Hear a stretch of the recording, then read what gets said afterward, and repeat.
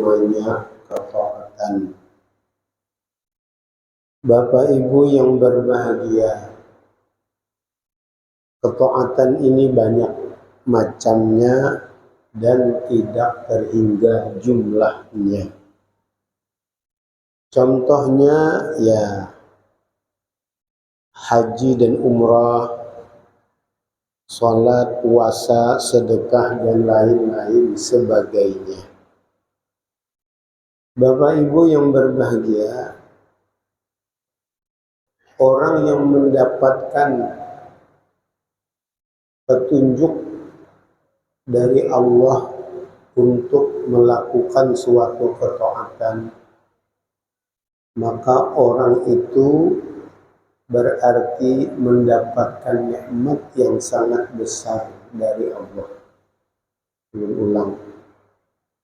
Orang yang Allah beri petunjuk, Allah bukakan hatinya untuk melakukan suatu ketaatan. Allah mudahkan bagi orang itu untuk melakukan ketaatan itu. Maka keinginan itu dan perbuatan taat itu adalah nikmat yang sangat besar kepada orang yang Allah beri tadi. Dan ini sudah satu poin yang harus kita syukuri. Karena ini pemberian dan tidak gratis. Maka pemberian yang berharga ini kita harus minta. Kita harus minta. Tidak bisa nunggu. Ini pemberiannya bernilai sangat besar. Maka karena nilainya yang sangat besar, kita disuruh minta supaya Allah mudahkan kita ini melakukan suatu ketaatan atau suatu kebaikan. Sudah. Lalu setelah melakukan ketaatan itu, maka kita masih berharap lagi agar ketaatan yang tadinya adalah nikmat yang besar, sangat besar dari Allah kepada kita minta lagi yang lain, yaitu minta untuk diterima oleh Allah. Maka kalau ketaatan yang kita kerjakan tadi diterima lagi oleh Allah, maka berarti kita mendapatkan lagi kenikmatan yang sangat besar. Dan inilah akhir dari tujuan kita beramal atau melakukan ketaatan. Baik Bapak Ibu yang berbahagia, ulun ulang. Allah bukakan hati seseorang untuk berbuat taat itu tidak semuanya Allah kasih. Nah, jadi siapa yang diberi, dia yang dapat, maka bersyukurlah. Dan karena ini pemberian, sekali lagi, maka kita perlu minta supaya keinginan berbuat taat ini ada di dalam diri kita. Bahkan bukan hanya keinginannya, kemampuan melakukan ketaatan ini juga harus kita minta kepada Allah. Dan Nabi kita Muhammad SAW itu minta, berdoa beliau, Allahumma a'inni ala dzikrika wa syukrika wa husni ibadatika. Nabi kita minta, ya Allah tolong saya supaya saya bisa ingat kepadamu, atau supaya saya bisa menyebut namamu. Untuk berzikir, bisa berzikir saja Nabi minta. Yang kedua, wa husni ibadatika, supaya saya bisa bagus melakukan ibadah kepada Engkau, bukan asal-asalan, ini supaya bagus. Nabi minta. Yang ketiga, syukur, berterima kasih kepada segala nikmat Allah. Syukur itu Nabi minta. Nah, jadi kesimpulannya, kebaikan ini kita minta kepada Allah. Kalau Allah berkenan mengabulkannya, untung kita. Maka kita akan ada kemauan melakukan taat, dan kita akan ada kemampuan melakukan taat, dan setelah melakukan ketaatan itu, kita perlu minta agar ketaatan yang kita lakukan itu diterima oleh Allah.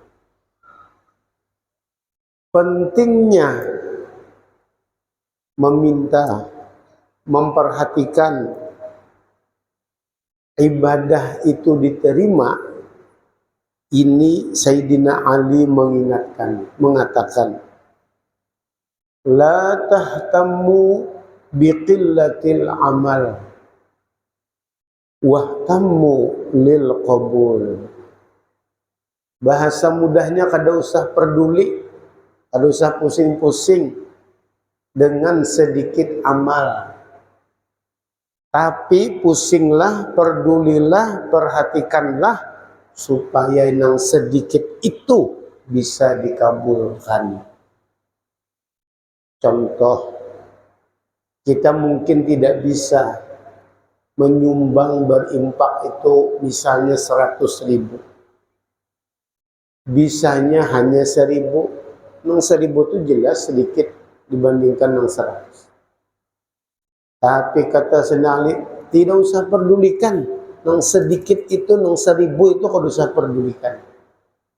Kada usah memikirkan nang 100. Nang 1.000 ini kada usah risau. Tidak mengapa. Nang penting pikirkan, seriusi, perhatikan bagaimana nang 1.000 ini diterima oleh Allah. Itu. Kita mungkin tidak bisa melakukan yang ideal seperti orang-orang yang ahli ibadah. Salatnya sehari bisa 300 rakaat. Salat rawatib aja mungkin kita bisa kada sempat. Dianjurkan 24, ayo, tidak mengapa, kita cuma bisa 2 aja. Ada penting, yang banyak itu kada terlalu dipikirkan. Kada terlalu penting mikirkan yang banyak, tapi tidak apa-apa, kada usah peduli dengan ibadah yang sedikit yang bisa kita lakukan. Tapi kita seriusi yang sedikit yang kita bisa itu, supaya bisa dikabulkan oleh Allah. Kayak apa caranya? Memang bagus kalau banyak dikabulkan, bagus. Ini permasalahannya kalau kada bisa banyak, nang mana nang penting? Nang penting dikabulkan. Nang dikabulkan ini nang jadi bagian kita nanti. Kalau dikabulkan, diterima, berarti Allah senang. Kalau Allah senang, Allah kasih pahala. Lalu nanti Allah masukkan ke dalam surga. Yang penting gimana caranya kita ini menseriusi amal ibadah kita itu diterima. Itu kata Sayyidina Ali karramallahu wajhah. Ini saking seriusnya untuk memperhatikan diterimanya amal ibadah ini. Bila diterima, patut kita bersyukur.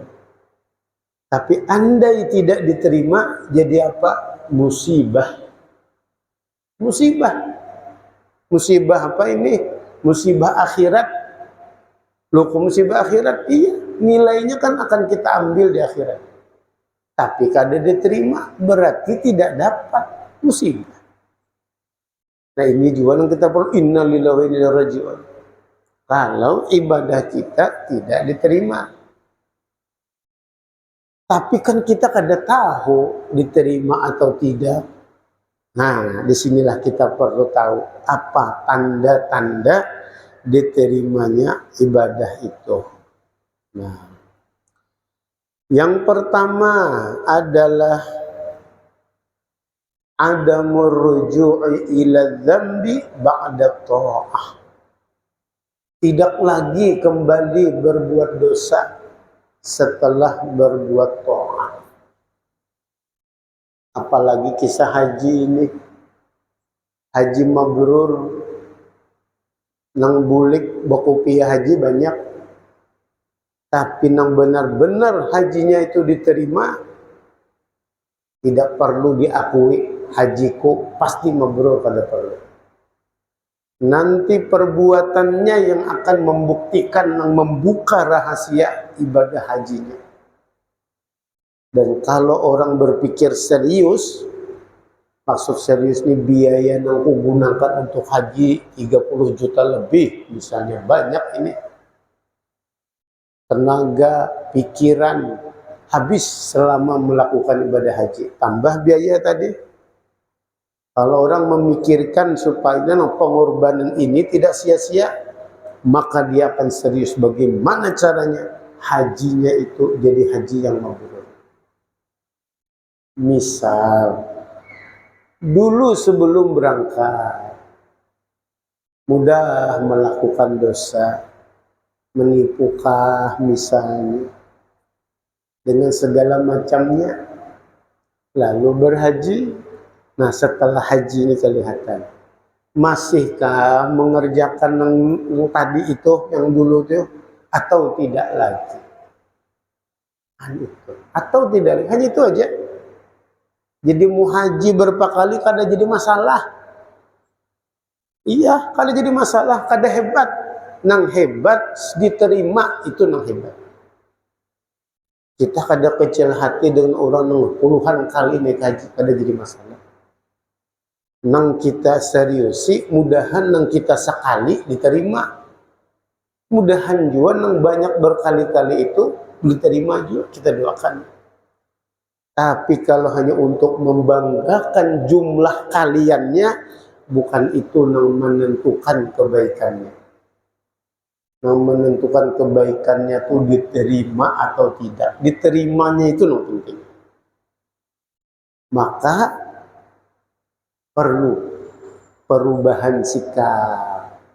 Nang dulu tadi melakukan hal-hal yang kada bagus, setelah haji itu tidak lagi dikerjakan. Tapi kalau dikerjakan lagi, ini kada ada artinya nih kopi haji di atas kepala ini. Hanya sekedar penutup aja. Makanya ada bedanya masalah kopiah ini warna ke bentuk akan jadi masalah. Yang penting diterimanya.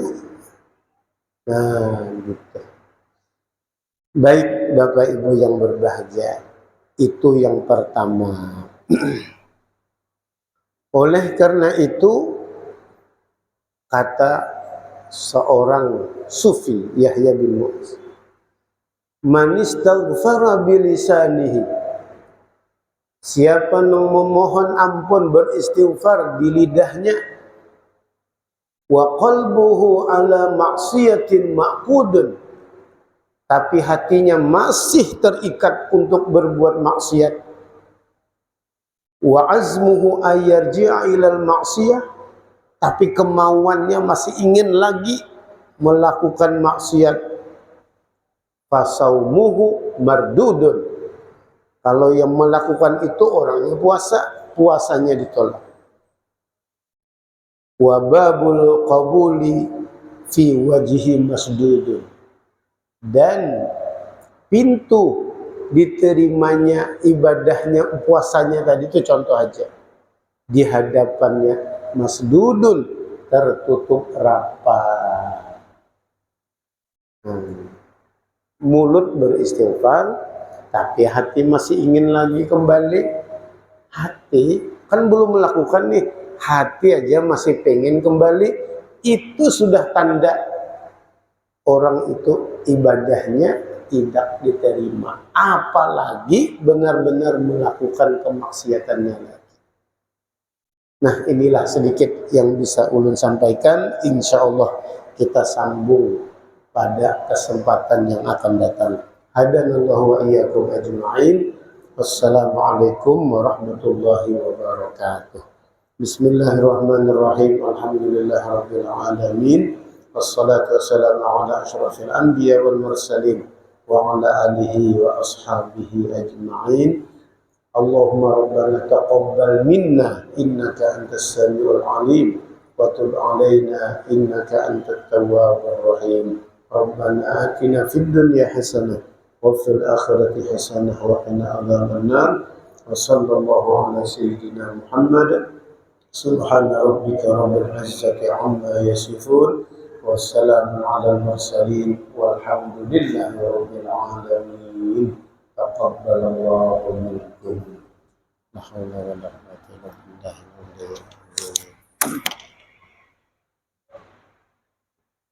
Allahumma salli ala